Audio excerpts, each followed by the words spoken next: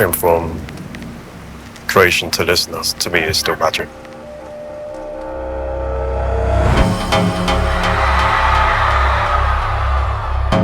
It is led with the emotion that I start in the studio. So I have this massive appreciation for people that consume what I do to the point where they're willing to spend hard-earned money on a ticket. I have a responsibility to make sure that they have a good time. Everything else can fuck off though. Been able to do this for a while and I'm still trying to perfect my art, master the craft. So where my head's at now is actually, actually try and make some timeless records again.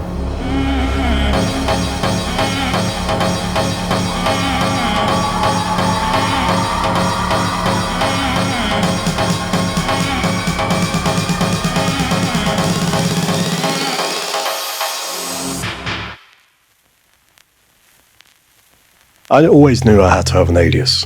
After I got to know quite a few DJs, there was a couple that retained their real names and I could see how the ego filtered into their everyday life. I was always very conscious that I was considered more important when I was up on stage than when I was walking around Sainsbury's. I think it was subconscious. I remember being a super fan of Prince and being a huge fan of French house music, and I think those two combined subconsciously led me to make up the name Dumont. I made a few records on Typo Recordings and that helped get shows around the world, and I was absolutely loving it and having a good time. Then within a year or two, the gigs just completely dried up. That always kept me on my toes. It always made me realise never be too comfortable. I remember the DJ agent at the time, she didn't get me a gig for an entire year. And I emailed saying, hey, sorry, I'm going to have to find a new representation. To which she responded, oh, don't worry about it, Adam, we dropped you a year ago, I just didn't tell you. I still have that email to this day. So what that did was create a disdain within me to anybody involved outside of the music making process. It does stay with me today. But what kind of helped me come through that was I had literally nothing to lose after that point. Coming back to the UK, come back to London, obviously where I'm from. I've been away for 10 years. I've lived in Los Angeles for 10 years. And it was a great time to go over there. It was a great time to, at that point in my career, to experience a different environment. But I don't think I appreciated certain things about the UK. From a music point of view, the most fascinating bit is that the way a lot of the music's just kind of stuck around. Didn't even enter my head that people would still listen to the music 10 years down the line.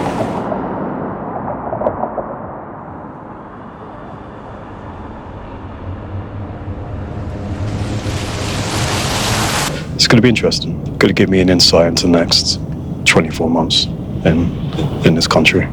So, because I want to come back, but what you want and what's possible is two different things. Hey mate, yeah, all good.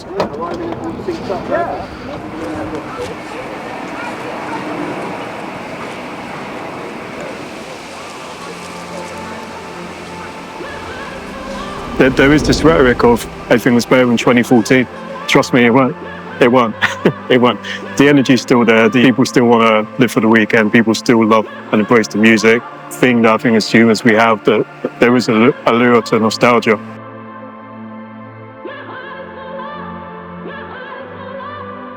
For me, it's not a conscious decision to try and make a record and add some form of nostalgia. My playlist is full of records that are analog synths, kind of warm sounding pads. There is a yearning for nostalgia. There's a yearning for integrity and honesty.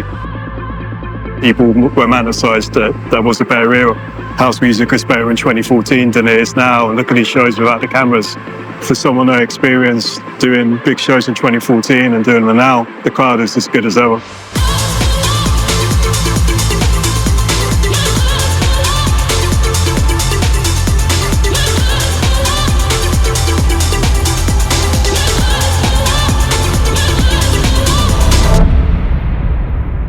But the one thing I do know with the UK and London is that house music has been in our cultural psyche for absolute years. And I think that leads to a pedigree of producers, and I think it leads to an appreciation of dance music. I don't think people realise in the UK how embedded into our psyche for 34 years now house music and dance music is.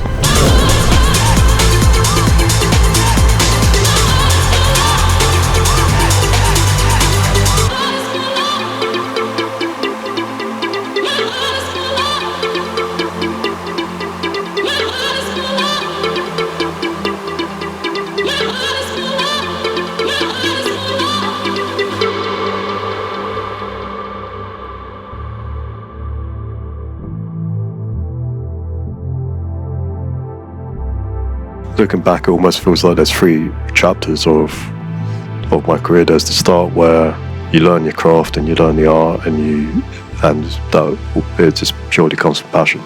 With this particular thing, I'm obsessed and love it so much. I want to understand how to do it. You hide away and you learn how to do it. And then the second stage is, okay, well, the hard work's paid off.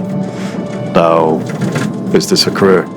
And the third stage for me is oddly the most similar to the first stage, where I've been fortunate enough to sustain a career in what I do, and it's one of the most short-term careers in any industry in the fucking world. Dance music expires quicker than milk.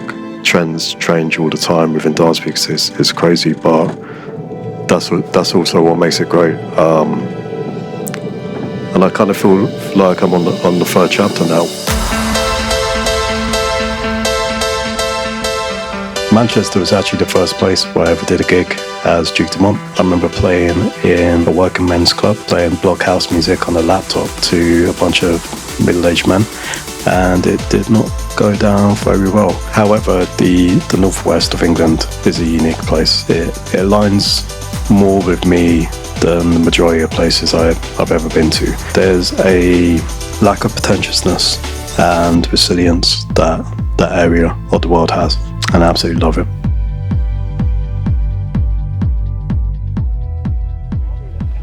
Alright, thanks, Bob. Nice, no problem. See you in a bit. I was very fortunate to have access to a library of music because my dad was a record dealer. It influenced me today because it makes me restless. For me at the moment, it's about enjoying and trying to make the best music I possibly can, regardless of algorithms.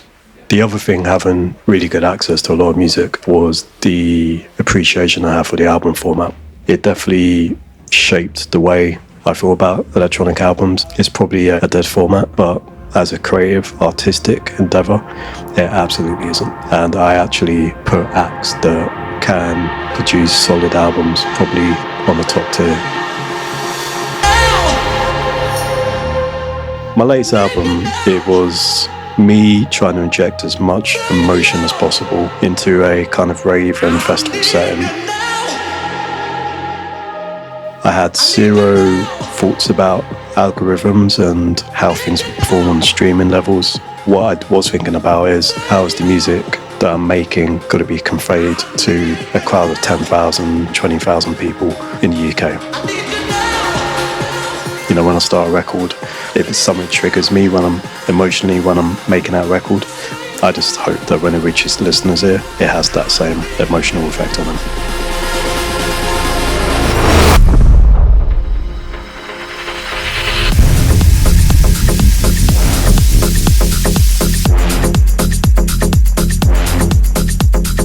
Something has to connection also within you. There has to be some kind of emotional response or something, you know, even if it's just a record you're making makes you dance. Every single record I make, there has to be something within the record that connects with me. Whatever that is that connects within me, it's just hoping that that same connection or same kind of trigger happens with other people. There's not many things in fucking life that bring people together anymore. Social media certainly doesn't. The internet doesn't. The news doesn't. TV doesn't. So one of the last strongholds to creating communal experiences is through music, and I hope that never fucking goes.